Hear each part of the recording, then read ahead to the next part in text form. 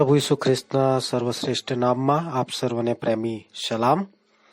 પવિત્ર શાસ્ત્રમાં યોહાનની લખેલી સુવાર્તા એનો 12મો અધ્યાય અને વચન 13માં આપણે આ પ્રમાણે વાંચીએ છીએ.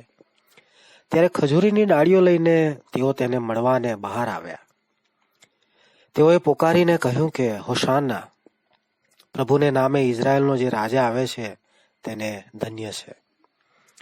વલાઓ મુવેલા લાજરસને સજીવન કર્યા પછી જ્યારે પ્રભુ ઈસુ ખ્રિસ્ત યરૂશાલેમમાં પ્રવેશ કરી રહ્યા હતા, ત્યારે ત્યાં હાજર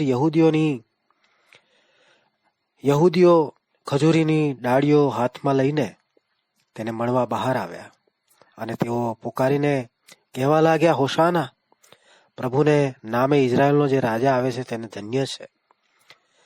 હોશાનાનો અર્થ ઉદ્ધાર કરો અથવા અમને સફળ કરો. જે પ્રભુને નામે આવે છે આ પવિત્ર બાઇબલમાં ભવિષ્યવાણીના રૂપમાં છે, જે જૂના કરારમાં ગીતશાસ્ત્ર 118 અને એની 25 અને 26માં વચનોમાં જોવા મળે છે. લાજરસના સંબંધમાં જે અદ્ભુત કાર્ય નિહાળ્યું અને પ્રભુને સ્વર્ગથી આવેલા મસીહાના રૂપમાં ઓળખીને તેના સંબંધમાં જે ભવિષ્યવાણી કરવામાં આવી હતી તે પ્રમાણે પોકારી રહ્યા હતા.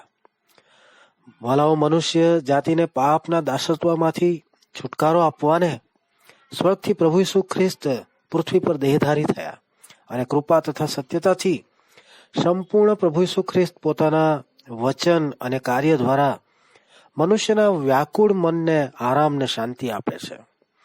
નિર્દોષ, નિષ્કલંક અને પાપરહિત હોવા છતાં પણ આપણા પાપનો બોજ સ્વયં પર ઉઠાવી ક્રૂસ પર આપણી અવેજીમાં દંડ અને ઈશ્વરના કોપને સહી લીધો.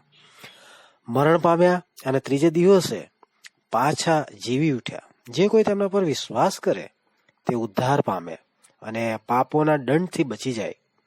તમે પણ પ્રભુ ઈસુ ખ્રિસ્ત પર વિશ્વાસ કરી ઉદ્ધાર મેળવી શકો તેવી અમારી પરમેશ્વરને પ્રાર્થના છે. પ્રભુ